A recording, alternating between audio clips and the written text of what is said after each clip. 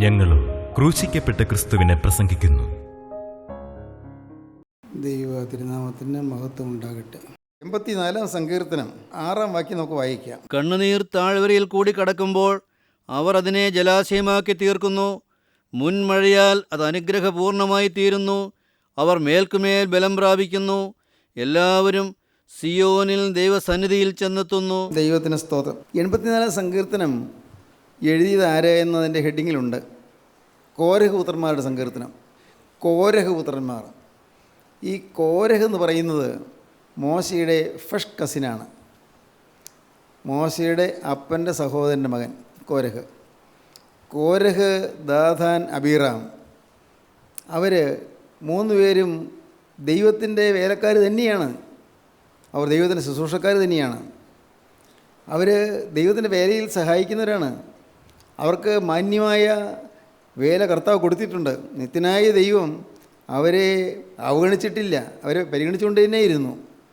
അവർക്ക് വേല കൊടുത്തിരുന്നു. നമുക്ക് വായിക്കാം. സംഖ്യാപുസ്തകം 16 അധ്യായം 1 വാക്യം മുതൽ. എന്നാൽ ലേവിയുടെ മകനായ കെഹാത്തിൻ്റെ മകനായ ഇസ്സഹാറിൻ്റെ മകൻ കോരഹ്, രൂബേൻ ഗോത്രത്തിൽ എലിയാബിൻ്റെ പുത്രന്മാരായ ദാഥാൻ, അബീറാം, പേലത്തിൻ്റെ മകനായ ഓൻ എന്നിവർ ഇസ്രായേൽ മക്കളിൽ സഭാപ്രധാനികളും സംഘസദസ്യന്മാരും പ്രമാണികളുമായ 250 പുരുഷന്മാരെ കൂട്ടി മോശയോട് മത്സരിച്ചു. ദൈവത്തിന് സ്തോത്രം. 600,000 പേരുണ്ട് യാത്ര ചെയ്യുന്നവർ, ഈജിപ്തിൽ നിന്ന് കനാനിലേക്ക് യാത്ര ചെയ്യുന്നവർ. ഈ 6,00,000 പേരിൽ എല്ലാവരെയും ദൈവം കണ്ടതാണ്, ദൈവം വിളിച്ചു കൊണ്ടുവന്നതാണ്, ദൈവം വിളിച്ചുകൊണ്ട് വരുന്ന ജനമാണ്. എന്നാൽ അവരെ ആത്മീയമായി നടത്താൻ കർത്താവ് ഫലമേൽപ്പിച്ചത് മോശയാണ്, വിക്കനായ മോശയെ. ആരും അന്നേരം എതിർത്തൊന്നുമില്ല. കർത്താവ് എന്താണ് വിക്കനായ ഒരാളെ എടുത്ത് ഉപയോഗിച്ചതെന്ന് ആർക്കും ചോദ്യം വന്നില്ലെന്ന് തോന്നുന്നു, നമുക്കറിയാൻ പാടില്ല. ഏതായാലും ഇത്തിരി കഴിവ് കുറഞ്ഞ, സംസാരിക്കാൻ കഴിവില്ലാത്ത വിക്കനായ മോശയാണ് കർത്താവ് തൻ്റെ ജനത്തെ നടത്താൻ ഉപയോഗിച്ചത്. മോശ പറഞ്ഞു നോക്കിയോ, അയ്യോ കർത്താവ്, എന്നെ അതിനെ കൊള്ളില്ല, എനിക്ക് പറ്റില്ല, വേറെ ആരെങ്കിലും നോക്ക്, ഞാൻ ഒന്നും കഴിവില്ലാത്തതുകൊണ്ട് ഞാൻ ബലഹീനനാണ്. മോശ പറയും തോറും കർത്താവ് വീണ്ടും വീണ്ടും പറയും, നിന്നെ തന്നെ, നീ തന്നെ പോകണം. മിസ്രയീമിൽ നിന്ന് എൻ്റെ ജനത്തിൻ്റെ നിലവിളി ഞാൻ കേട്ടു, അവരുടെ കണ്ണുനീര് കണ്ടു, അവരുടെ വിടുവിപ്പാൻ ഞാൻ ഇറങ്ങി വന്നിരിക്കുകയാണ്. മുൾപ്പടർപ്പിൽ നിന്നുള്ളതായ ശബ്ദം കേട്ട് മോശ ഞെട്ടി. കത്തുന്ന മുൾപ്പടർപ്പിൽ നിന്ന് യഹോവയായ ദൈവം മോശയോട് സംസാരിച്ചു. സീനായി മലയുടെ ചെരുവിൽ കൂടി ആ അമ്മായിപ്പൻ്റെ ആടുകൾ നോക്കിക്കൊണ്ട് നടക്കുന്ന മോശ പലതിനെക്കുറിച്ചും ഓർത്തുകൊണ്ട് നടക്കുകയായിരിക്കും. കഴിഞ്ഞ കാലങ്ങളൊക്കെ ഓർത്ത് സങ്കടപ്പെട്ട് നടക്കുകയായിരിക്കും. പക്ഷേ ആ കാലങ്ങളെല്ലാം മാറി ആദ്യകാലത്ത് നൈൽ നദിയിലെ 3 മാസം പ്രായമുള്ളപ്പോൾ നൈൽ നദിയിലെ പെരുവെള്ളത്തിൽ മോശ മരിച്ചു പോകേണ്ടതായിരുന്നു. അവിടെ നിന്ന് ദൈവം പൊക്കിയെടുത്തു. മിസ്രയീം കൊട്ടാരത്തിൽ വളർന്നു. 40 വർഷം മിസ്രയീം കൊട്ടാരത്തിൽ വളർന്ന് നല്ല ഈജിപ്തിലെ ഫറവോ രാജാക്കന്മാരുടെ കൊട്ടാരത്തിൽ വളർന്ന് നല്ല ജ്ഞാനമുള്ളവനായി തീർന്നു, നല്ല ബുദ്ധിമാനായി തീർന്നു. ഈ മോശ 40 കൊല്ലം കഴിഞ്ഞ് മോശ കൊട്ടാരം വിട്ട് ഓടിപ്പോകേണ്ടി വന്നു. കൊട്ടാരം വിട്ട് ഓടിപ്പോയിട്ട് നേരെ അങ്ങ് ദൂരെ മിദ്യാനിൽ മോശ ചെന്നു. അവിടെ യിത്രോ എന്ന് പറയുന്ന ഒരാളുടെ വീട്ടിൽ പാർത്തു. യിത്രോയുടെ മകളെ വിവാഹം കഴിച്ചു. യിത്രോയുടെ ആടുകൾ നോക്കുക എന്നുള്ളതായിരുന്നു മോശയുടെ ജോലി. അമ്മായപ്പൻ്റെ ആടുകൾ നോക്കുന്ന ജോലി ചെയ്തുകൊണ്ട് 40 കൊല്ലം ആ മിദ്യാന്യ മലഞ്ചെരുവിൽ കൂടി നടന്നു. ദൈവത്തിന് സ്തോത്രം. 80 കൊല്ലം പോയി. ഈ 80 കൊല്ലം കഴിഞ്ഞപ്പോഴാണ്, 80ാമത്തെ വയസ്സിലാണ് മോശയ്ക്ക് ദൈവം പ്രത്യക്ഷനായത്. അത് വലിയ കഥയാണ്, വലിയൊരു ചരിത്രമാണ്, വളരെ രസകരമായ ചരിത്രവുമാണ്. ദൈവം എപ്പോഴാണ് ഒരാൾക്ക് പ്രത്യക്ഷനാകുന്നത് ആർക്കറിയാം? നീലനദിയിലെ ഓളങ്ങളിൽപ്പെട്ട് തകർന്നു പോകേണ്ടിയിരുന്ന ജീവിതം എന്തുകൊണ്ട് ആയുസ് നീട്ടിക്കൊടുത്തു? ദൈവത്തിൻ്റെ കരുണയുണ്ട്, ദൈവത്തിൻ്റെ കരുതലുണ്ട്, ദൈവത്തിൻ്റെ ഉദ്ദേശമുണ്ട്. ആയുസ് നീട്ടിക്കൊടുത്തു. അന്ന് തീർന്നു പോകാമായിരുന്നു. 3 മാസം പ്രായമുള്ള കുഞ്ഞ് അന്ന് തീർന്നു പോകാമായിരുന്നു. നിങ്ങൾക്കൊക്കെ ഓർക്കാം ഇല്ലേ? എന്നേ തീർന്നു പോകേണ്ട ജീവിതമാണ്. ചില അത്യാഹിതങ്ങൾ വന്നപ്പോൾ, ചില ആക്സിഡൻസ് വന്നപ്പോൾ, ചില മാറാരോഗങ്ങൾ വന്നപ്പോൾ തീർന്നു പോകുമായിരുന്നില്ലേ? ദൈവത്തിന് സ്തോത്രം, ദൈവത്തിന് സ്തോത്രം. പ്രിയപ്പെട്ടവരെ, ഓർത്തു നോക്കൂ, ഏതെല്ലാം വഴികൾ കൂടിയൊക്കെ കർത്താവ് നമ്മൾ നടത്തി. ഓരോന്നോർക്കുമ്പോൾ ചിലപ്പോൾ നമുക്ക് ദൈവത്തെ സ്തുതിക്കാൻ തോന്നും, ചിലപ്പോൾ നമുക്ക് കരയാൻ തോന്നും. നടത്തിയ വിധങ്ങൾ പിന്നിട്ട വഴികൾ. ദൈവത്തിന് സ്തോത്രം. ഇതിലെല്ലാമാണ് കർത്താവ് നടത്തിയത്. സ്തോത്രം. പ്രിയപ്പെട്ടവരെ, മോശ മിസ്രയീം കൊട്ടാരത്തിൽ വളർന്നു ഫറവോൻ്റെ അടുത്ത കിരീടാവകാശിയായി വളർന്നു വരികയാണ്, അടുത്ത രാജാവായി ആകാൻ പോവുകയാണ്. അപ്പോഴാണ് പാവത്തിൻ്റെ തൽക്കാല ഭോഗത്തെക്കാളും ദൈവജനത്തോടെ കഷ്ടം അനുഭവിക്കുന്നത് മോശ തിരഞ്ഞെടുത്തത്. ദൈവജനത്തോട് കഷ്ടം അനുഭവിക്കുക, അതാണ് നല്ലതെന്ന് തോന്നി. അതൊരു വലിയ തിരഞ്ഞെടുപ്പാണ്. പാപത്തിൻ്റെ തൽക്കാല ഭോഗത്തെക്കാളും ദൈവജനത്തോടുകൂടി കഷ്ടം അനുഭവിക്കുന്നത് മോശ തിരഞ്ഞെടുത്തു. ദൈവജനത്തോട് ചേർന്ന് നിൽക്കാൻ തീരുമാനിച്ചു. ദൈവത്തോടും ദൈവജനത്തോടും ചേർന്ന് നിൽക്കാൻ തീരുമാനിച്ചു. അതൊരു വലിയൊരു ബോൾഡ് സ്റ്റെപ്പ് എന്ന് വേണമെങ്കിൽ പറയാം. വളരെ ധീരമായൊരു ചുവടുവെപ്പ്. ദൈവത്തിന് സ്തോത്രം. വളരെ ധീരമായ ചുവടുവെപ്പ്. പാപത്തിന് തൽക്കാല ഭോഗത്തെക്കാളും ദൈവജനത്തോടുകൂടി കഷ്ടം അനുഭവിക്കുന്നത് തിരഞ്ഞെടുത്തു. വായിച്ചോ. വിശ്വാസത്താൽ മോശെ താൻ വളർന്നപ്പോൾ പാപത്തിൻ്റെ തൽക്കാല ഭോഗത്തേക്കാളും ദൈവജനത്തോടുകൂടെ കഷ്ടമനുഭവിക്കുന്നത് തിരഞ്ഞെടുത്തു. പ്രതിഫലം നോക്കിയതുകൊണ്ട് ഫറവോൻ്റെ പുത്രിയുടെ മകനെന്ന് വിളിക്കപ്പെടുന്നത് നിരസിക്കുകയും മിസ്രയീമിലെ നിക്ഷേപങ്ങളേക്കാൾ ക്രിസ്തുവിൻ്റെ നിന്ന വലിയ ധനമെന്ന് എണ്ണുകയും ചെയ്തു. മിസ്രയീമിലെ നിക്ഷേപങ്ങളേക്കാൾ ക്രിസ്തുവിനെ നിന്ന് വലിയ ധനമെന്ന് എണ്ണുകയും ചെയ്തു. പ്രിയപ്പെട്ടവരെ, ഇവിടെ നിക്ഷേപങ്ങളുണ്ട്, തീർച്ചയാണ്. ഇവിടെ പല പല കാര്യങ്ങളും, നല്ല കാര്യങ്ങളുണ്ട്, പ്രതിഫലങ്ങളുണ്ട്. പക്ഷേ ഇതെല്ലാം മാഞ്ഞു പോകുന്നതാണ്, നീങ്ങിപ്പോകുന്നതാണ്, എല്ലാം ശവക്കുഴിയിൽ അമർന്നു തീരുന്നതാണ്. എന്നാൽ തീരാത്ത നിക്ഷേപം അക്ഷയ നിക്ഷേപം. സ്തോത്രം. ക്ഷയിക്കാത്ത നിക്ഷേപം, അത് മോശ കണ്ടു. മിസ്രയീമിലെ നിക്ഷേപങ്ങളെക്കാൾ ക്രിസ്തുവിന് നിന്ന വലിയ ധനമെന്ന് എണ്ണുകയും ചെയ്തു. വിശ്വാസത്താൽ അവൻ അദൃശ്യ ദൈവത്തെ കണ്ടതുപോലെ ഉറച്ചു നിൽക്കയാൽ രാജാവിൻ്റെ കോപം ഭയപ്പെടാതെ മിസ്രയീം വിട്ടുപോന്നു. എന്തുകൊണ്ടാണ് മോശയ്ക്ക് അങ്ങനെ പോരാൻ പറ്റിയത്? രാജാവിൻ്റെ കോപം ഭയപ്പെടാതെ ഇരുന്നത് അദൃശ്യ ദൈവത്തെ കണ്ടതുപോലെ ഉറച്ചു നിന്നു. എൻ്റെ സഹോദരങ്ങളെ, ഞാൻ പറയട്ടെ, നിങ്ങൾക്ക് അദൃശ്യ ദൈവത്തെ കണ്ടതുപോലെ ഉറച്ചു നിൽക്കാനുള്ളതായ ഒരു ഭാഗ്യം ലഭിക്കണം. അദൃശ്യനായൊരു ദൈവം, എൻ്റെ ഈ പുറം കണ്ടുകൊണ്ട് കാണാൻ വയ്യാത്തവനായ ക്രിസ്തു എൻ്റെ അരികത്തുണ്ട്. അവൻ എപ്പോഴും എന്നെ കാണുന്നുണ്ട്.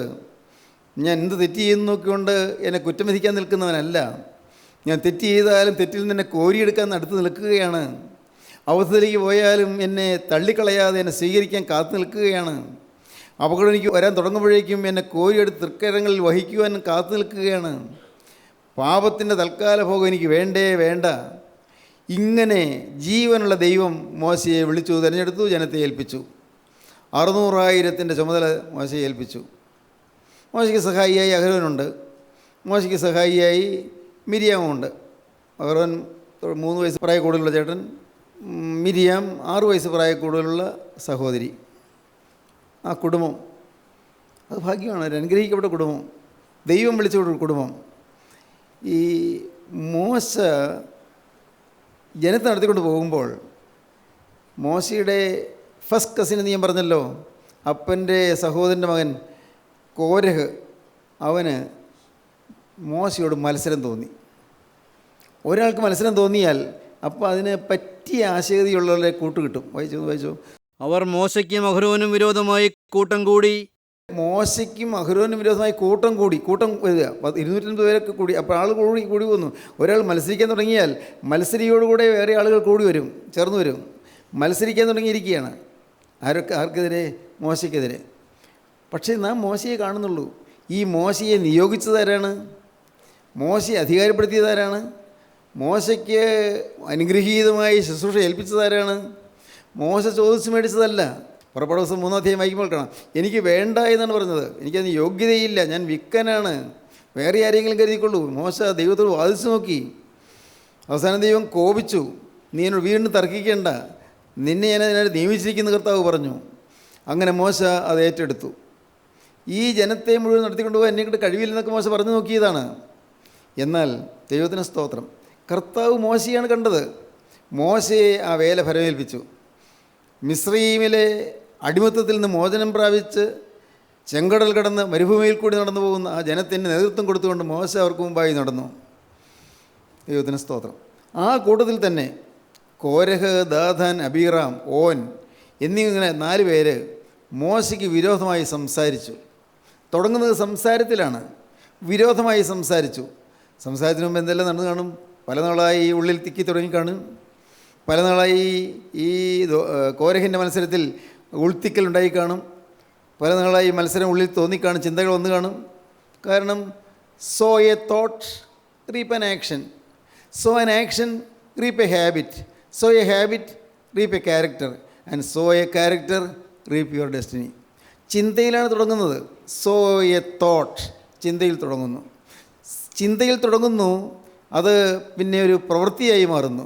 പ്രവൃത്തിയായി കഴിഞ്ഞാൽ പിന്നെ തുടരെ പ്രവർത്തിച്ചാൽ അതൊരു ശീലമായി തീരും. ശീലം തുടരെ വന്നാൽ അത് സ്വഭാവമായി തീരും. സ്വഭാവം അത് തന്നെയായി പോയാൽ ജീവിതത്തിൻ്റെ ഭാഗധേയം മുഴുവൻ അങ്ങനെയായി തീരും, ഭാവി മുഴുവൻ അങ്ങനെയായി തീരും. ദൈവത്തിന് സ്തോത്രം. എത്രയോ നാളുകളായി ഈ കോരഹിൻ്റെ മനസ്സിൽ ഒരു മത്സരം. ഈ മോശയ്ക്ക് എന്താ എത്ര പ്രത്യേകത? വിക്കനായൊരു മനുഷ്യൻ, എൻ്റെ അപ്പൻ്റെ സഹോദരൻ മോനല്ലേ, ഞാനും അതുപോലൊരു മാന്യതയുള്ളൊരു വ്യക്തിയല്ലേ, പിന്നെ എനിക്കെന്താ ആ ശുശ്രൂഷ കിട്ടാത്തത്? ആ ശുശ്രൂഷ മോശയെ ഏൽപ്പിച്ചത് എന്തിനാണ്? ജനത്തെ നടത്താനുള്ള ശുശ്രൂഷ. മോശ കൽപ്പിക്കുന്നു, ജനം അനുസരിക്കുന്നു. അവന് ചിന്ത തുടങ്ങിയിട്ട് കുറേ നാളുകളായി. അവൻ ചിന്ത പയ്യെ മറ്റുള്ളവർക്ക് പകർന്നു. ദാഥാൻ കൂടി, അബീറാൻ കൂടി, പിന്നെ ഓൻ കൂടി, ഇങ്ങനെ എണ്ണം കൂടി വന്നു. 250 പേര് കൂടി. എത്ര പെട്ടെന്ന് എണ്ണം കൂടിയത്! വിരോധികൾ, മത്സരക്കാരെണ്ണം കൂടി. അവരറിയുന്നില്ല ആരോട് മത്സരിക്കുന്നതെന്ന്. ദൈവത്തിനെതിരായിട്ടാണ് മത്സരം, മോശയ്ക്കെതിരായിട്ടല്ല. അവരുടെ ധാരണ മോശ അധികാരം എടുക്കുന്നു, അത് അഹങ്കാരമാണ്, അല്ലെങ്കിൽ മോശ ഓരോന്ന് കൽപ്പിക്കുന്നു, അത് മോശയുടെ തന്നിഷ്ടമാണ് എന്നൊക്കെയായിരിക്കും അവർ ചിന്തിക്കുന്നത്. പക്ഷേ മോശയ്ക്കറിയാം മോശ സൗമ്യനായ മനുഷ്യനാണ്. മോശ ദൈവസേനയിലിരുന്ന് കരയുകയാണ്. എന്ത് വന്നാലും ദൈവസേനയിൽ വീഴുക, അതാണ് മോശയുടെ പരിപാടി. മോശയ്ക്കതേ അറിയാവൂ. എന്തൊരു പ്രശ്നം വന്നാലും ദൈവസേനയിലിരുന്ന് കരയും. ദൈവത്തിന് സ്തോത്രം. കേൾക്കൂ, അവർ മോശയ്ക്കെതിരായി മത്സരിച്ചു. പിന്നെ അവരോട് മതി, സഭ ഒട്ടൊഴിയാതെ എല്ലാവരും വിശുദ്ധരാകുന്നു, യഹോവ അവരുടെ മധ്യേ ഉണ്ട്. പിന്നെ നിങ്ങൾ യഹോവയുടെ സഭയ്ക്ക് മീതെ നിങ്ങളെ തന്നെ ഉയർത്തുന്നതെന്ത് എന്ന് പറഞ്ഞു. മതി, നിങ്ങളുടെ ഈ ഭരണമൊക്കെ മതി. സഭ ഒട്ടൊഴിയാതെ എല്ലാവരും വിശുദ്ധരാകുന്നു. മോശ മാത്രമൊന്നുമല്ല വിശുദ്ധൻ, അല്ലെ അഹ്റോൻ മാത്രമൊന്നുമല്ല വിശുദ്ധൻ. ഈ സഭ മുഴുവനും വിശുദ്ധരാകുന്നു. വിശുദ്ധിയുള്ള സഭയാണ്. മതി, നിങ്ങൾ ഇങ്ങനെ അധികാരം നടത്തണ്ട. മതി. സഭ ഒട്ടൊഴിയാതെ എല്ലാവരും വിശുദ്ധരാകുന്നു, യഹോവ അവരുടെ മധ്യേ ഉണ്ട്. സഭയുടെ മധ്യേ ദൈവമുണ്ട്. പിന്നെ നിങ്ങൾ യഹോവയുടെ സഭയ്ക്ക് മീതെ നിങ്ങളെ തന്നെ ഉയർത്തുന്നത് എന്ന് പറഞ്ഞു. മോശയോട് പറഞ്ഞു, ഇനി ഞങ്ങൾ ഇങ്ങ് വകവെച്ച് തരികയില്ല. നിങ്ങൾ യഹോവയുടെ സഭയ്ക്ക് മീതെ നിങ്ങളെ തന്നെ ഉയർത്തുകയാണ്. ഇതിന് ഞങ്ങൾ കിട്ടില്ല. ഞങ്ങളങ്ങനെ ഒരു പാവകളല്ല. ഞങ്ങൾക്കുമുണ്ട് ഈ മോശയ്ക്കുള്ളതുപോലുള്ള കൃപാവരങ്ങളൊക്കെ ഞങ്ങൾക്കുമുണ്ട്. ആ കൃപാവരങ്ങളും ആത്മീയ നൽവരങ്ങളും എല്ലാം ഞങ്ങൾക്കുമുണ്ട്. ഞങ്ങൾക്കും കർത്താവിൻ്റെ വേല ചെയ്യാൻ സാധിക്കും. ഈ മോശ എന്താ വേലയാണ് ചെയ്യുന്നത്? അങ്ങനെ മോശ അധികാരം നടത്തുന്ന എന്താ പ്രത്യേകതയുള്ളത്? ഞങ്ങൾക്കും ആകാമല്ലോ. ദൈവത്തിന് സ്തോത്രം. ഇങ്ങനെ മത്സരം വന്നപ്പോൾ മോശ അവരോട് തിരിച്ചൊന്നും പറയാൻ പോയില്ല, എക്സ്പ്ലനേഷൻ കൊടുത്തില്ല, വിശദീകരണം ഒന്നും കൊടുത്തില്ല. മോശ അവരോട് ഒന്നും പറയാതെ മോശ കൂടാരത്തിനുള്ളിലേക്ക് വലിഞ്ഞു. അകത്തേക്ക് മാറി മോശ കവിണ്ണ് വീണു. ദൈവത്തിന് സ്തോത്രം. മോശ പ്രാർത്ഥിക്കാൻ തുടങ്ങി. ദൈവമക്കളെ, ജീവിതത്തിൽ പ്രതിസന്ധികൾ വരുമ്പോൾ, ജീവിതത്തിൽ എതിർപ്പുകൾ പെരുകുമ്പോൾ, ജീവിതത്തിൽ മത്സരങ്ങൾ പെരുകുമ്പോൾ, ജീവിതത്തിൽ ഏറ്റുമുട്ടലുകൾ ഉണ്ടാകുമ്പോൾ നിങ്ങൾ മറുപടി പറയാൻ നിൽക്കരുത്. ഒരു വിശദീകരണവും വേണ്ട, ഒന്നും വിശദീകരിക്കണ്ട. നിങ്ങൾ കവിണ്ണ് വീഴുക, മുട്ടിന്മേൽ ഇഴയുക, ക്രൂസിൻ്റെ പാദത്തിലേക്ക് ഇഴഞ്ഞു ചെന്ന് ആ പാദം കെട്ടിപ്പിടിക്കുക, പ്രാർത്ഥിക്കുക. ദൈവത്തിന് സ്തോത്രം. മോശ കവിണ്ണ് വീണു. അവൻ കോരഹിനോടും അവൻ്റെ എല്ലാ കൂട്ടരോടും പറഞ്ഞത്, നാളെ രാവിലെ യഹോവ തനിക്കുള്ളവർ ആരെന്നും തന്നോടടുപ്പാൻ തക്കവണ്ണം വിശുദ്ധനാരെന്നും കാണിക്കും. മോശ പ്രാർത്ഥിച്ചു. മോശയ്ക്ക് ദൈവം വ്യക്തമായ സൂചന കൊടുത്തു. നീ അവരോട് പറഞ്ഞ ഇങ്ങനെ പറഞ്ഞാൽ മതി. ദൈവത്തിൻ്റെ ആ ഒരു വ്യക്തമായ ഒരു ഗൈഡൻസ് കിട്ടി, വ്യക്തമായ നടത്തിപ്പ് കിട്ടി. മോശ ജനത്തോട് പറഞ്ഞു, അവരോട് പറഞ്ഞു, അവൻ കോരഹിനോടും എല്ലാ കൂട്ടരോടും പറഞ്ഞത്, നാളെ രാവിലെ യഹോവ തനിക്കുള്ളവർ ആരെന്നും തന്നോട് അടുപ്പാൻ തക്കവണ്ണം വിശുദ്ധനാരെന്നും കാണിക്കും. ആരാണ് യഹോവയ്ക്കുള്ളവർ, ആരാണ് വിശുദ്ധർ എന്ന് ദൈവം നാളെ രാവിലെ കാണിക്കും. ദൈവം തിരഞ്ഞെടുത്തവനെ ദൈവം തന്നോട് അടുക്കുമാറാക്കും. കോരഹും അവൻ്റെ എല്ലാ കൂട്ടവുമായുള്ളവരെ, നിങ്ങളിത് ചെയ്യുവീൻ. ധൂപകലശമെടുത്ത് നാളെ യഹോവയുടെ സന്നിധിയിൽ അതിൽ തീയിട്ട് ധൂപവർഗമിടുവീൻ. യഹോവ തിരഞ്ഞെടുക്കുന്നവൻ തന്നെ വിശുദ്ധൻ. ലേവ്യപുത്രന്മാരെ, മതി മതി. പിന്നെ മോശെ കോരഹിനോട് പറഞ്ഞത്, ലേവ്യപുത്രന്മാരെ കേൾപ്പിൻ. യഹോവയുടെ തിരുനിവാസത്തിലെ വേല ചെയ്യുവാനും സഭയുടെ ശുശ്രൂഷയ്ക്കായി അവരുടെ മുമ്പാകെ നിൽപ്പാനും ഇസ്രായേലിൻ്റെ ദൈവം നിങ്ങളെ തൻ്റെ അടുക്കൽ വരുത്തേണ്ടതിന് ഇസ്രായേൽ സഭയിൽ നിന്ന് നിങ്ങളെ വേർതിരിച്ചത് നിങ്ങൾക്ക് പോരായോ? അവൻ നിന്നെയും ലേവ്യപുത്രന്മാരായ നിന്റെ സകല സഹോദരന്മാരെയും തന്നോട് അടുക്കുമാറാക്കിയല്ലോ. നിങ്ങൾ പൗരോഹിത്യം കൂടെ കാംക്ഷിക്കുന്നുവോ? ഇത് ഹേതുവായിട്ട് നീ നിന്റെ കൂട്ടക്കാരൊക്കെയും യഹോവയ്ക്ക് വിരോധമായി കൂട്ടം കൂടിയിരിക്കുന്നു. നിങ്ങൾ അഹരോൻ്റെ നേരെ പിറുപിറുപ്പാൻ തക്കവണ്ണം അവൻ എന്തുമാത്രമുള്ളൂ. ദൈവത്തിന് സ്തോത്രം. വളരെ കർക്കശമായ ചില ദൂതുകളാണ് മോശ പറയുന്നത്. നിങ്ങൾക്ക് കർത്താവ് ശുശ്രൂഷ തന്നില്ലേ? നിങ്ങളെ ഒഴിവാക്കിയില്ലായിരുന്നല്ലോ. നിങ്ങൾ പിന്നെ പൗരോഹിത്യം കൂടി എന്തിനാണ് കാംക്ഷിക്കുന്നത്? നിങ്ങൾക്ക് തന്നിരിക്കുന്ന ശുശ്രൂഷ നിങ്ങൾ ചെയ്യരുതോ? അത് വിശ്വസ്തയോടെ ചെയ്യരുതോ? നിങ്ങൾക്കൊരു ശുശ്രൂഷ തന്നല്ലോ, അത് വിശ്വസ്തയോടെ കൈകാര്യം ചെയ്യരുതോ? നിങ്ങളെ ദൈവം ഉപേക്ഷിച്ചില്ലല്ലോ. പറയുകയാണ്, യഹോവയുടെ തിരുനിവാസത്തിലെ വേല ചെയ്യുവാനും, 9 വാക്യം, യഹോവയുടെ തിരുനിവാസത്തിലെ വേല ചെയ്യുവാനും സഭയുടെ ശുശ്രൂഷയ്ക്കായി അവരുടെ മുൻപാകെ നിൽപ്പാനും ഇസ്രായേലിൻ്റെ ദൈവം നിങ്ങളെ തൻ്റെ അടുക്കൽ വരുത്തേണ്ടതിന് ഇസ്രായേൽ സഭയിൽ നിന്ന് നിങ്ങളെ വേർതിരിച്ചത് നിങ്ങൾക്ക് പോരായോ? ഈ 600,000 പേരിൽ നിന്ന് നിങ്ങളെ ചിലരെ കർത്താവിൻ്റെ വേലയ്ക്ക് തന്നെയാണല്ലോ നിങ്ങളെ നിയോഗിച്ചത്. ഇത്രയേറെ ജനമുള്ള ഈ സമൂഹത്തിൽ നിന്ന് നിങ്ങൾ ചിലരെ കർത്താവ് പ്രത്യേകം തിരഞ്ഞെടുത്തല്ലോ. യഹോവയുടെ ഉപകരണം ചുമക്കുവാൻ നിങ്ങൾ തിരഞ്ഞെടുത്തല്ലോ. വലിയ ശുശ്രൂഷയല്ലേ നിങ്ങൾക്കുള്ളത്. നിങ്ങളുടെ ശുശ്രൂഷയും ചെറുതല്ലല്ലോ. പൗരോഹിത്യം കൂടി ഇതിനെ കാക്ഷിക്കുന്നത്. അപ്പോൾ അവിടെ വന്ന് കുഴപ്പം എന്താണെന്ന് വെച്ചാൽ സ്ഥാനമോഹം. അതാണ് സ്ഥാനമോഹം. ആത്മീയ രംഗത്ത് വരാവുന്ന വലിയൊരു അപകടമാണത്. എന്തുകൊണ്ടാണ് കൊച്ചു കൊച്ചു സഭകളുണ്ടാകുന്നത്? ന്യൂ ജനറേഷൻ ചർച്ചസ് എന്ന് പറയും. പുതിയ പുതിയ സഭകൾ എന്തുകൊണ്ടാകുന്നത്? ഒരാൾ അല്പം ഒരു വചനമൊക്കെ പഠിച്ചു കഴിയുമ്പോഴേക്കും അവന് തോന്നുന്നു, ഇനി വേറെ ആരുടെയും കീഴിൽ എനിക്ക് ഇരിക്കാൻ വയ്യ, ഞാൻ സ്വന്തമായിട്ട് നടത്താം. കുറച്ച് കഴിയുമ്പോൾ അതിൽ തന്നെ വേറൊരാൾ തോന്നുന്നു, അയാളും പുതിയൊരു സഭ സ്ഥാപിക്കുന്നു. ഏതാനും പേര് കൂടെ ഉണ്ടായിരിക്കും. ഇങ്ങനെ സഭകൾ ഇങ്ങനെ ഭിന്നിച്ച് ചെറുതായി ഇങ്ങനെ പോകുന്നു. ചെറിയ ചെറിയ കൂട്ടങ്ങളായിട്ട് മാറുന്നു. കെട്ടുറപ്പോടെ നിൽക്കുന്നില്ല. ദൈവത്തിന് സ്തോത്രം. ദൈവത്തിൻ്റെ വലിയ നാമം മഹത്വപ്പെടട്ടെ. നിങ്ങൾക്ക് പൗരോഹിത്യം കൂടെ കാണിക്കാൻ എന്താണ് അവകാശം? നിങ്ങൾ ദൈവത്തിൻ്റെ അധികാരത്തിൽപ്പെട്ട കാര്യമാണ്. നിങ്ങൾ എന്താണ് അറിയാത്തത്? നിത്യനായ ദൈവം നിയമിച്ചാക്കിയതാണ്. നിങ്ങൾ എന്തുകൊണ്ട് ഗ്രഹിക്കുന്നില്ല? എന്തുകൊണ്ട് നിങ്ങൾക്ക് ഈ കാര്യത്തിൻ്റെ തിരിച്ചറിവ് കിട്ടുന്നില്ല? കാരണം നിങ്ങൾക്ക് സ്ഥാനമോഹമുണ്ട്. നിങ്ങൾക്ക് ദൈവത്തിൻ്റെ ശുശ്രൂഷയല്ല, ദൈവത്തിൻ്റെ വേല ചെയ്യല്ല. വേല ചെയ്യുന്നു, ദൈവത്തോടുള്ള സ്നേഹമാണ് നിങ്ങൾക്ക് തോന്നുന്നു. വെറും സ്ഥാനമോഹമാണ്. നിങ്ങൾ അതിനു വേണ്ടിയാണ് നിങ്ങൾ ജീവിക്കുന്നത്. മോശ തുറന്നടിച്ച് പറഞ്ഞു, മതി മതി ലേവ്യപുത്രന്മാരെ, മതി മതി. നിങ്ങളുടെ ഈ മത്സരവും നിങ്ങളുടെ അഹങ്കാരവും മതി മതി. ദൈവത്തിന് സ്തോത്രം. മതി മതി ലേവ്യപുത്രന്മാരെ, മതി മതി. പിന്നെ മോശ കോരഹിനോട് പറഞ്ഞത്, ലേവ്യപുത്രന്മാരെ കേൾപ്പീൻ. യഹോവയുടെ തിരുനിവാസത്തിലെ വേല ചെയ്യുവാനും സഭയുടെ ശുശ്രൂഷയ്ക്കായി അവരുടെ മുൻപാകെ നിൽപ്പാനും ഇസ്രായേലിൻ്റെ ദൈവം നിങ്ങളെ തൻ്റെ അടുക്കൽ വരുത്തേണ്ടതിന് ഇസ്രായേൽ സഭയിൽ നിന്ന് നിങ്ങളെ വേർതിരിച്ചത് നിങ്ങൾക്ക് പോരായോ? നിങ്ങളെ വേർതിരിച്ചെടുത്ത് നിങ്ങൾ തിരഞ്ഞെടുത്തതല്ലേ? നിങ്ങൾക്കും ശുശ്രൂഷ തന്നിട്ടുണ്ടല്ലോ, അത് പോരായോ? അവൻ നിന്നെയും ലേവ്യപുത്രന്മാരായ നിൻ്റെ സകല സഹോദരന്മാരെയും തന്നോട് അടുക്കുമാറാക്കിയല്ലോ. ദൈവത്തോട് അടുക്കുവാനുള്ളതായ ഭാഗ്യം അവർക്ക് നൽകിയല്ലോ. നിനക്കും നിൻ്റെ കൂടെയുള്ള ഈ 250 പേർക്കും ദൈവത്തോട് അടുക്കുവാനുള്ളതായ കൃപ തന്നതാണല്ലോ. നിങ്ങൾ പൗരോഹിത്യം കൂടെ കാക്ഷിക്കുന്നുവോ? ഇത് ഹേതുവായിട്ട് നീയും നിൻ്റെ കൂട്ടക്കാരൊക്കെയും യഹോവയ്ക്ക് വിരോധമായി കൂട്ടം കൂടിയിരിക്കുന്നു. നിങ്ങൾ അഹരോൻ്റെ നേരെ പിറുപിറുപ്പാൻ തക്കവണ്ണം അവനെന്തുമാത്രമുള്ളൂ. ദൈവത്തിന് സ്തോത്രം. പ്രിയപ്പെട്ടവരെ, ഞാൻ അത്ഭുതത്തോടെ ഓർക്കുന്നു നിത്യനായ ദൈവത്തിൻ്റെ സ്വർഗീയ കാര്യപരിപാടി. ആർക്കറിയാം ഇത് ദൈവത്തിൻ്റെ കാര്യപരിപാടിയാണ് എന്ന്? ദൈവമാണ് നടത്തുന്നതെന്ന്. സ്വർഗത്തിലെ ദൈവം ഓരോ ചുവട് വയ്ക്കുവാനും കർത്താവ് കരുതി തൻ്റെ മക്കളെ നയിച്ചുകൊണ്ട് പോവുകയാണ്. ദൈവത്തിന് സ്തോത്രം.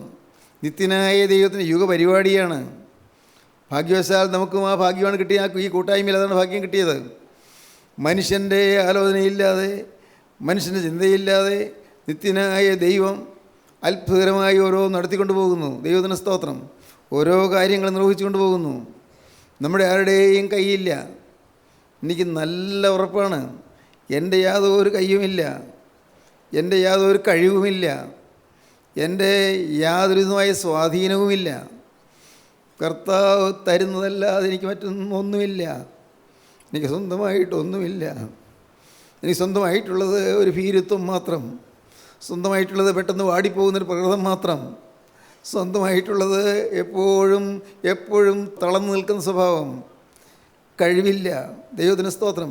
എൻ്റെ സഹോദരങ്ങളെ, നിങ്ങൾക്ക് വിശ്വസിക്കാമോ? സത്യമായി പറയുന്നത്, എനിക്ക് കഴിവില്ല. എന്നാൽ കരുണയുള്ള കർത്താവിന് എന്നോട് മനസ്സിൽ തോന്നി, കർത്താവിൻ്റെ കൃപയുടെ വചനം നാവിൽ വരച്ചു തന്നു.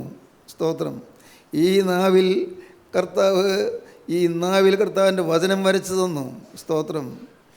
എൻ്റെ ശിരസിൽ കർത്താവിൻ്റെ തിരക്തം പുരട്ടിയിട്ട് തിരക്തം കൊണ്ട് തിരുവചനം വരച്ചു വെച്ചു. ദൈവത്തിന് സ്തോത്രം. പ്രിയപ്പെട്ടവരെ, എന്തുകൊണ്ട് എന്നോട് ഇങ്ങനെ തോന്നി കർത്താവിന് ഈ ദയ തോന്നി? എന്തുകൊണ്ട് എനിക്ക് അറിഞ്ഞുകൂടാ. കർത്താവിന് സ്തോത്രം. ഞാൻ സ്വതേ ഭീരുവാണെന്ന് ഞാൻ പറഞ്ഞില്ലേ? സ്വതേ കഴിവില്ലാത്തവനാണ്. ആരെങ്കിലും തൻ്റെ ഇടത്തോടെ നോക്കിയാൽ തക്ക മറുപടി പറയാൻ കഴിവില്ലാത്ത മനുഷ്യനാണ്. ദൈവത്തിന് സ്തോത്രം. നിങ്ങൾക്ക് വിശ്വാസം തോന്നുന്നു, എനിക്ക് അറിഞ്ഞുകൂടാ. സത്യമാണിത്. കർത്താവിന് സ്തോത്രം. എന്നാൽ കരുണയുള്ള കർത്താവ് എൻ്റെ ഭീരുത്വം മാറ്റി, എൻ്റെ ബലഹീനത മാറ്റി, എൻ്റെ കഴിവുറവ് മാറ്റി, എന്നെ തൻ്റെ ആക്കിയെന്ന് മാത്രം. ദൈവത്തിന് സ്തോത്രം. പക്ഷേ ഇതൊന്നും എൻ്റേതല്ലെന്ന് എനിക്ക് നല്ല ഉറപ്പുണ്ട്. എൻ്റേതല്ല, ഈ കൂട്ടായ്മ എൻ്റേതല്ല. സ്തോത്രം. നിങ്ങളാരും എൻ്റെ വകയല്ല. അല്ല പ്രിയപ്പെട്ടവരെ, ഈ ശുശ്രൂഷ എൻ്റേതല്ല. സ്വർഗത്തിലെ ദൈവത്തിൻ്റെ കാര്യം ദൈവം നടത്തിക്കൊണ്ടിരിക്കുന്നു. ദൈവം കൃപയാൽ നടത്തിക്കൊണ്ടിരിക്കുന്നു. സ്തോത്രം. നല്ല ബോധ്യത്തോടുകൂടിയാണ് ഞാൻ നിൽക്കുന്നത്. കർത്താവിന് സ്തോത്രം. ഈ ബോധ്യം മരണത്തിൻ്റെ അവസാന വിനാഴിക വരെയും എന്നെ വിട്ട് പോകല്ലേ എന്നാണ് എൻ്റെ ആഗ്രഹം. ഒരു കാരണവശാലും എൻ്റെ തല പൊങ്ങിപ്പോകല്ലേ എന്നാണ് എൻ്റെ ആഗ്രഹം. തല ഉയരല്ലേ കർത്താവേ എന്നാണ് പറയുന്നത്. കർത്താവിന് സ്തോത്രം. കരുണയുള്ള കർത്താവ് തൻ്റെ ജനത്തെ നയിച്ചു കൊണ്ടുപോകുന്നു. നിങ്ങൾ വിശ്വസിക്കൂ പ്രിയപ്പെട്ടവരെ. നിങ്ങൾ യേശുവിനെ കാണുക, നിത്യനായ രക്ഷകനെ കാണുക. നിങ്ങൾ ഹൃദയത്തിൽ ഇപ്പോൾ ഉള്ളിലേക്ക് വലിഞ്ഞൊന്ന് ചിന്തിച്ചാൽ നിങ്ങൾക്ക് യേശു അടുത്തുണ്ടെന്ന് മനസ്സിലാകും.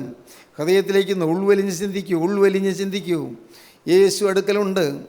യേശു എന്നെ സ്നേഹിക്കുന്നുണ്ട്. നിങ്ങൾ കാണണം, കർത്താവേ നീ എന്നെ സ്നേഹിക്കുന്നുവല്ലോ.